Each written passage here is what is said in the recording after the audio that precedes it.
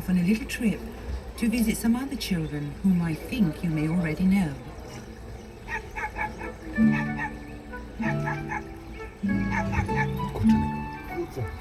Marty and Lisbeth, who lived in Junedale. You've heard of them, haven't you? Do you remember when they had an outing and Marty jumped off the roof of the woodshed and nearly killed herself? Titta! Jag kan flyga! Abe made up all kinds of crazy stories. Like the night when he persuaded Marty to go into the wash house and pretended to be a ghost. Det är jag som är greve Kråk. Hjälp! Hjälp! Now we're coming to Catholt, where Emil lived. And look, there's Alfred. It was Sunday, and they were having a party at Catholt.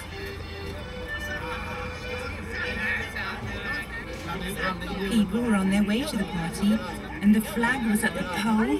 Aha, that's what you thought. It was little Ida and Emil who ran up the flagpole. So it was the tool shed for Emil as usual after one of his pranks. Suddenly they found that Emil had disappeared. Oh, how they searched for him everywhere, even in the stream. But there was no sign of Emil. For Emil had moved out of the tool shed.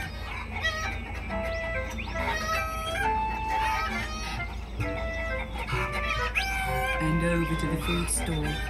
And there, if you please, he lay down and went to sleep in a cupboard with a lot of sausage skins scattered around him. He had had his party. Another party everyone in Lönneberg talked about for a long time was the one given by Emil on Boxing Day. He invited all the poor, hungry people from the workhouse to come to Catholt and eat their fill afterwards. He had a good heart, that Emil.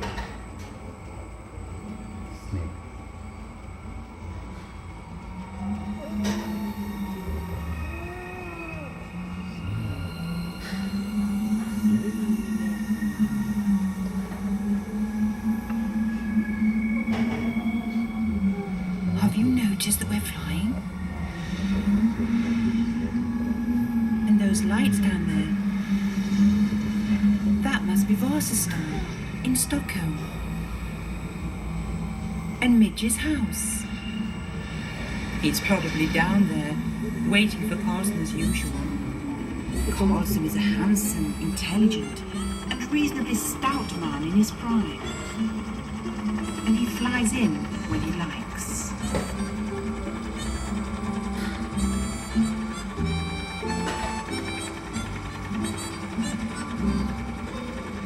Carlson lives in a little house on the roof. And here it is.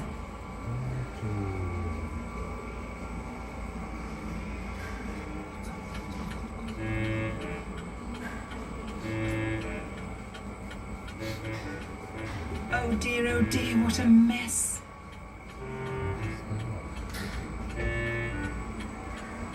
We don't want to stop here. But what has happened to us now? We have become as small as Simon Small himself. He was no bigger than a thumb, and he lived under the floor under Bertil's bed. He rented a flat there from a horrid rat.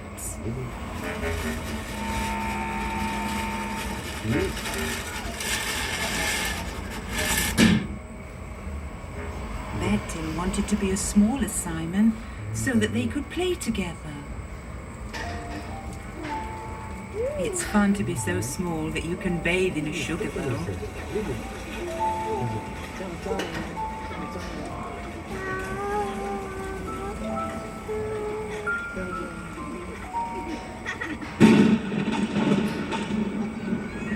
Oh, what a storm! And we are in the middle of a great forest. This is Matt's fort, where Matt's robbers hang out.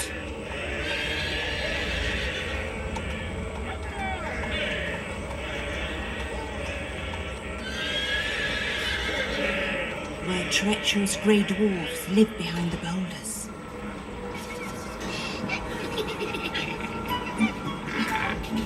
And rump hops beneath the roots of the trees.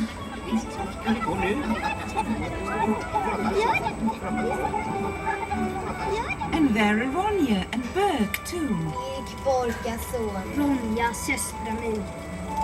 They had moved to the Bear's Cave to get some peace and escape from the row between Matt's robbers and Borka's robbers. Matt's robbers were standing beside Hell's Gap, furious because Bork's robbers had moved into the fort without permission. Orka din ärkenyckel! Jag ska häva dig ut ur Mattisborgen! Far upp pigsvängen med dig, Mattis! But in the end, they became friends. And when spring came at last, Ronja yelled her old spring yell for joy.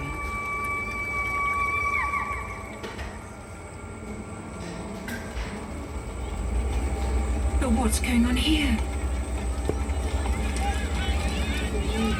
There's a fire. This was where Jonathan took his sick little brother on his back and jumped out of the window. There was no more Jonathan. He died when he jumped out, and poor Rusky was left alone.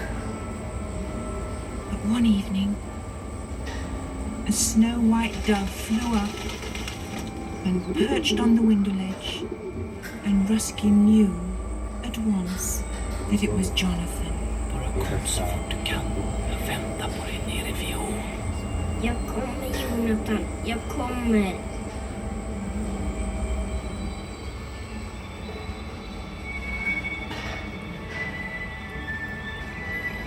Jonathan had talked about a place called Nangijala, where you went when you were dead.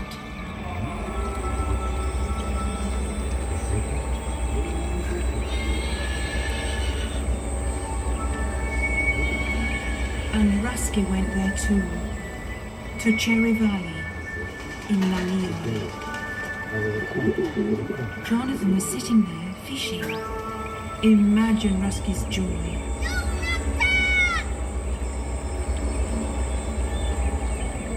But in Nangijala, there was also Wild Rose Valley, which was no longer free.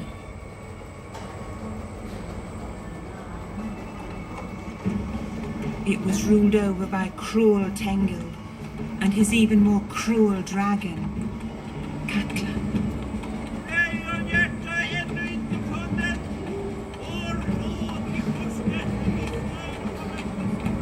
But a nice old grandfather, Matthias, lived there too.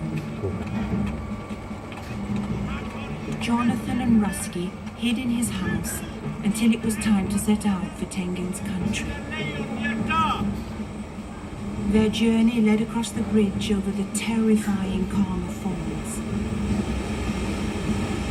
And it was there for the first time they saw Katla. The she-dragon from ancient times. Jonathan, jag är rädd.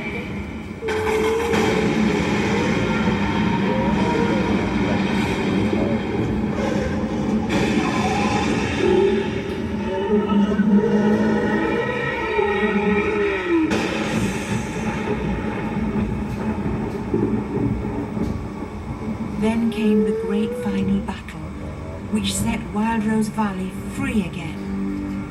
But by then, Jonathan had already been paralyzed by Katla's fire. As they rested by the precipice that plunged straight down to the depths, Jonathan talked about Nangilima and how wonderful it was there.